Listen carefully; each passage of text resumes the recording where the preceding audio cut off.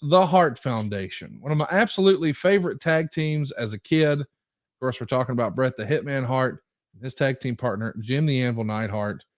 I mean, when you think about tag team wrestling in the WWF, I got to say, this is the tag team I think of first.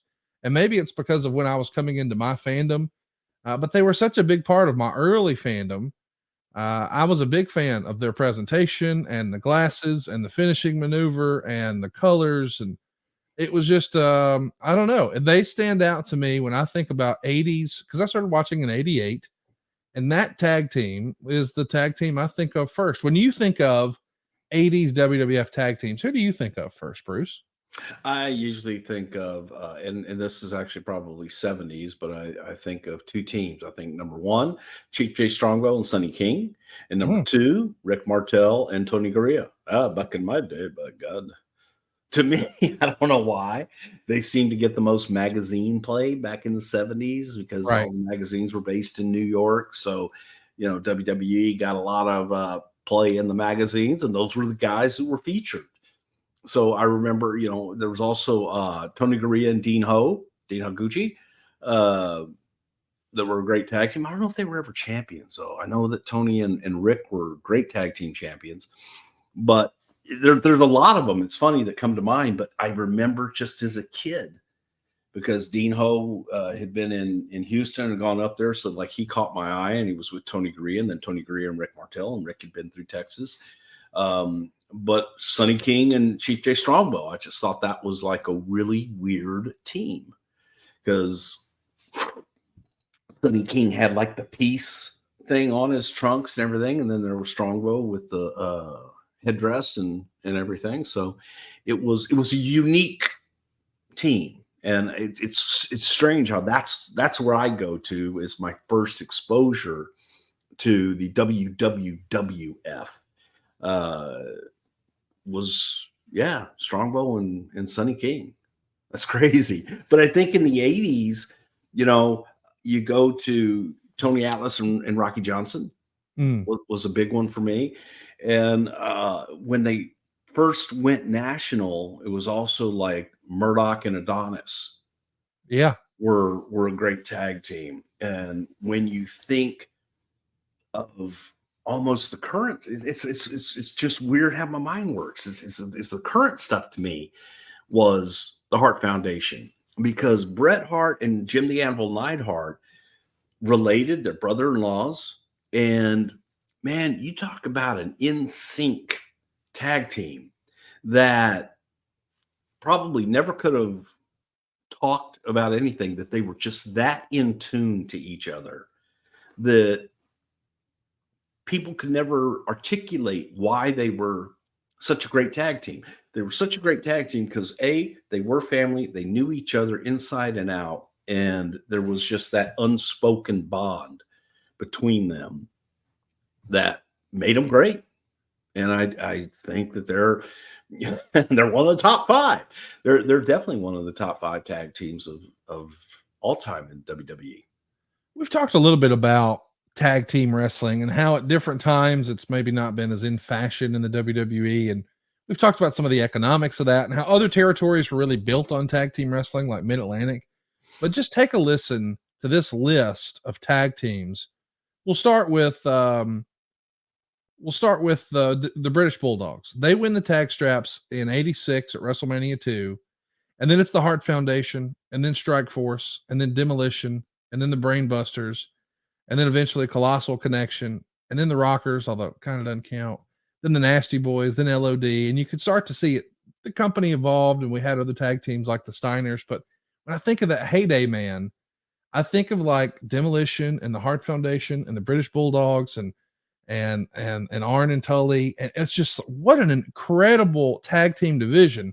But I think Yeah, what I always gravitated to the most is, like you said, you have these two different styles. They're not tag team specialists like they would call the Rockers or the Rock and Roll Express or the Midnight Express. You got a big power guy, and then you got a technician finesse guy, not necessarily a high flyer, but I like that combination. They're different. They're not the exact same. And they have these larger than life looks, the crazy sunglasses, the crazy goatee. I mean, this was about the quintessential WWF tag team for me, at least for me in my fandom in the 80s. And they were family. Yeah.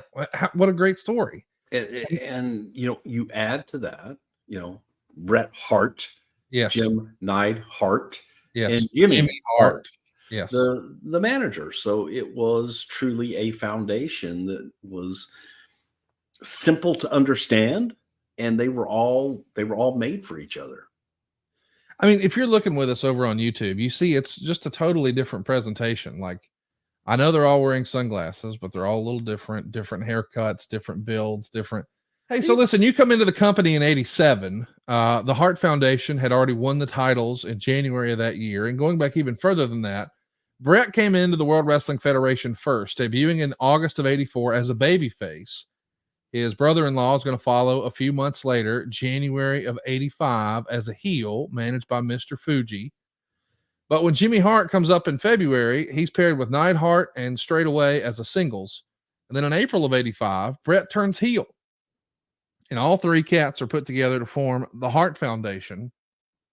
If you're watching along with us on YouTube, you see that when Bret made his debut, they actually spelled his name on TV with 2 T's. Little trivia note there. What'd you think of this pairing the first time you saw them? I mean, I'm sure you had seen Jimmy Hart in the magazines, or maybe you managed to see Jimmy. Okay, so from Memphis, yeah. So had you seen tape of him in Memphis, or how would you have seen the Memphis program where you were? Tom worked Memphis. Oh, that's right. Yeah, so Tom had worked Memphis, and I'd taken trips there, and got to meet Jimmy there during the time when Andy Kaufman and Lawler had their, after when Kaufman was actually kind of working the territory. Yeah. And Tom was there working and went in, and Jimmy Hart was being Jimmy Hart. I met him way back then. Always, Jimmy Hart's one of those guys that I think was frozen in time and looks the same, acts the same. Still does. One of the genuinely nicest guys you will ever meet in your life, whether he's known you for 100 years or he just met you. He's going to be the nicest, sharpest, greatest guy. Just never changes. And I love Jimmy Hart. Hey, it's Conrad Thompson here to tell you a little more about what adfreeshows.com is all about. Get early, ad-free access to more than a dozen of your favorite wrestling podcasts every single week, starting at just $9. That's less than 20 cents an episode each month. And yes, you can listen to them all directly through Apple Podcasts or your regular podcast apps. How easy is that? Ad-free shows also has thousands of hours worth of bonus content and docuseries like Title Chase, Eric Fires Back, Conversations with Conrad, and The Insiders. Plus new series like The Book with David Crockett, Monday Mailbags with Mike Chioda and Nick Patrick, and a whole lot more. And you want to talk about early? You can't get any earlier than listening to the shows live. You can be a part of the live studio audience as we record the podcast.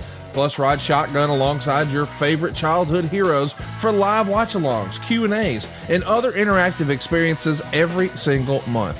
Come on now, see for yourself what thousands of other wrestling fans from around the world have discovered, that adfreeshows.com is the best value in wrestling. Check it out today, and hey, when you do, the first week is completely free. adfreeshows.com.